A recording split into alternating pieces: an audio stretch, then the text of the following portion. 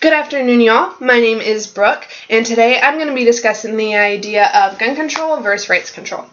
So between the years of 1966 and 2012, 292 mass shootings occurred worldwide. 90 of those took place in the United States.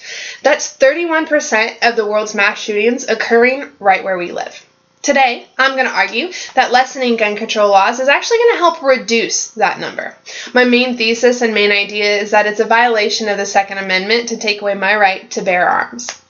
So the Second Amendment specifically says a well-regulated militia being necessary to the security of a free state and the right of the people to keep and bear arms shall not be infringed. Many argue that this amendment is outdated, that actually taking guns away from Americans is actually going to help save American lives. However, Newsmax.com shares with us that violent crimes actually go down when more people carry guns. The right to carry laws have actually been increasing since the 1990s, and the number of privately owned guns has risen by about 100 million. But this has resulted in the murder rate decreasing in the United States by 52%. That's a 47-year low. And the total violent crime rate has decreased by 48%. That's a 37-year low. So actually having armed Americans is helping protect Americans. Moving on to point number 2, it's that restriction on gun ownership puts citizens at the mercy of gun-toting criminals.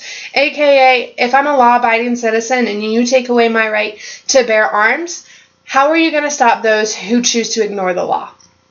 So my main idea and my main example behind this is the idea of illegal substances, of illegal drugs. So drugabuse.com has shares that 64,000 drug overdose deaths occurred in 2016. That's 64,000 deaths that occurred despite a law being written that says you may not do illegal substances. So if we're not able to control something like illegal drug use, how are we going to control something like gun control? How are we going to regulate that? How are we going to fix that? What I'm saying is that a law-abiding citizen will remain law-abiding. If you tell them you are no longer allowed to have a gun, they will follow that rule. But a criminal is going to stay a criminal. If they're willing to do illegal drugs and illegal activity, what's stopping them from illegally carrying a weapon or illegally owning a weapon?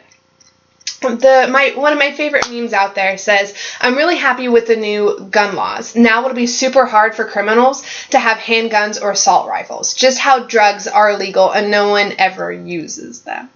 It's such a great idea because there's nothing stopping people. If people want to do mean or illegal things, they're going to do them. Just because a law is written by someone superior or someone who has the right to create these guns isn't necessarily going to stop them. But lately, we have an idea of a perceived increase in violence in the United States. With the immediacy of the news in the world and the constant access to news as it's happening or immediately after it happens has created this idea of this immediate fear, and that there are shootings and crimes happening at all times and all over the world. And while that's happening, it's not actually necessarily accurate.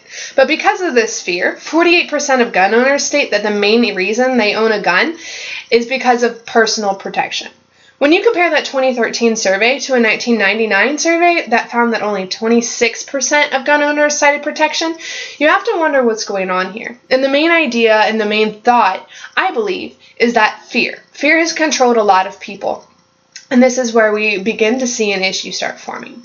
Finally, my last example is the idea of school shootings. With this most recent school shooting in Florida, many are standing up against guns and saying that they're more dangerous and that if no one was allowed to have guns, we wouldn't have had such a horrific issue. However, I want to point out the Maryland shooting that happened just recently. There was an officer on duty. His name was Blaine Gaskill, and this gentleman did his job. He was armed with a weapon, and he was able to stop the shooter after the shooter had unfortunately shot 2 individuals, but neither one of which were killed. So my point here is that because of this gun control, or because of what would be considered a lack of gun control, lives were saved. We don't know what the individual's ideas or thoughts were about going into this Maryland school and shooting, but the idea that Blaine Gaskill stopped him immediately saved lives. So in conclusion, gun control is a sticky topic and will be continued to be discussed for years to come. But it's my opinion that not only does the Second Amendment protect the right of gun ownership, but also with the increase of the right to carry laws and the number of individuals carrying said weapons, the number of violent attacks will decrease, and we'll begin to see that number of murders and violent crime rates decreasing even more. And so we'll ultimately, if we take away right to bear arms, we're going to have an even bigger issue of how do we now protect ourselves. Anyway, thanks for listening, y'all. Again, my name is Brooke, and I appreciate it. Thanks so much.